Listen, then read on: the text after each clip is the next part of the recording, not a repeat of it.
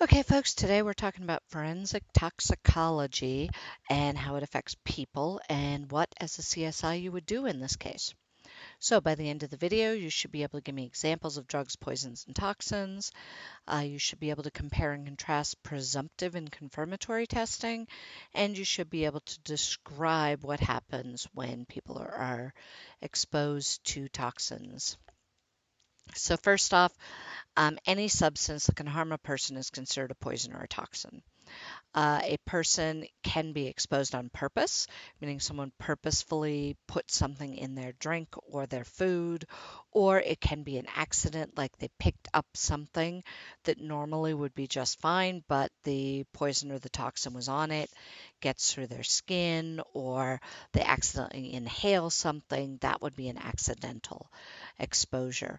Most of the time, as a CSI, toxicology is going to involve testing for drugs, whether that's testing body fluids of victims or suspects, or whether it's testing evidence at a crime scene. So, at that crime scene, you might run into things like pills, powders, liquids, plants. So, seeds, leaves, mushrooms might also be there, crystals, body fluids like urine, blood, sweat, saliva for the presence of toxins or poisons. And you definitely would probably check clothing, especially of a victim, to see if there was any toxic substances on that clothing. Correct packaging of evidence is a big deal when you're dealing with toxins and poisons, because if you mispackage it or mislabel it, you could be exposing someone else to that potentially deadly substance.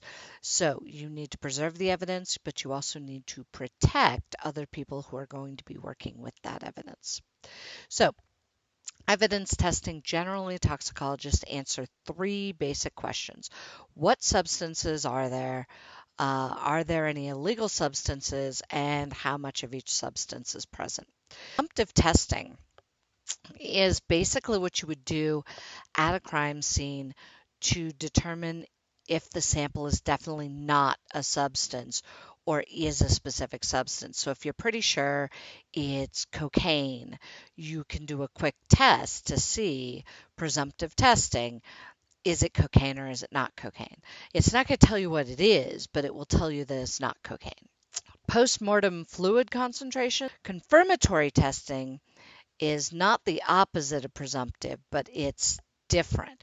Confirmatory testing is when you're running series after series of tests, just 20, 30, 40 tests to figure out what the substance is. So, an unknown powder, you would have to run a whole bunch of tests to figure out what it is. You might start with the presumptive test, is it cocaine? Comes back negative. Then you have to go through and do a whole bunch of confirmatory testing to figure out what it actually is. So, poisonings, you got two kinds. You got acute and chronic. Acute means one time only. Chronic, this goes on over a long period of time.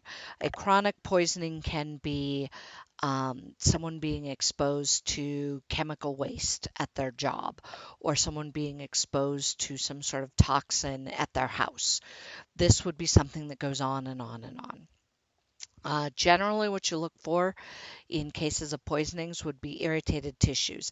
If they inhaled something that was poisonous, their inside the tissues of their nose might be all inflamed, or if they swallowed something, their stomach lining might be all inflamed or swollen.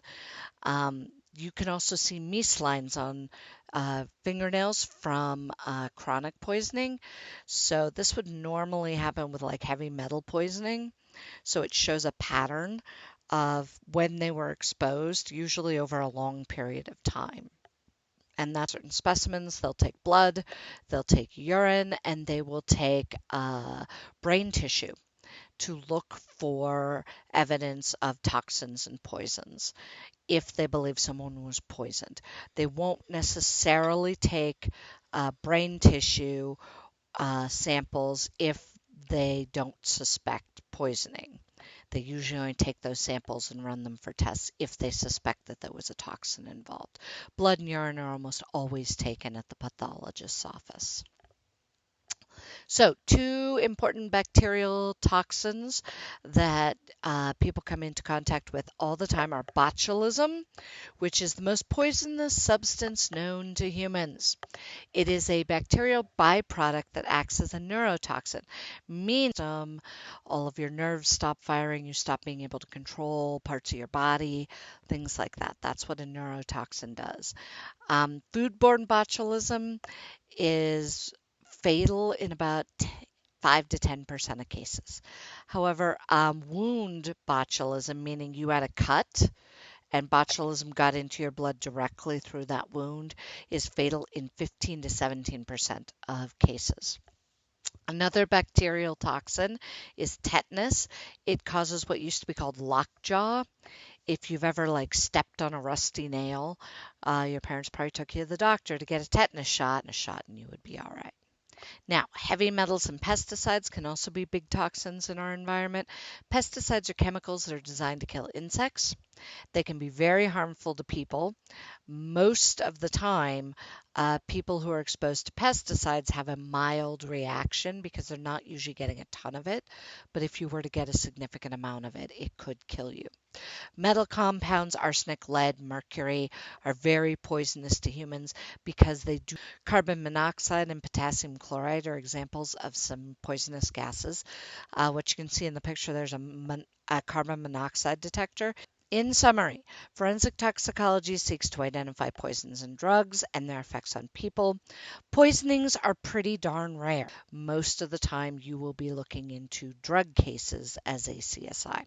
Heavy metals and pesticides are very common poisons that are found in people. Usually they are not deadly, but that doesn't mean they can't be, just that usually the exposure is accidental, meaning that there's not enough of the poison there to really kill somebody. So, good luck. This is your intro to toxicology, and we'll see you in the next video.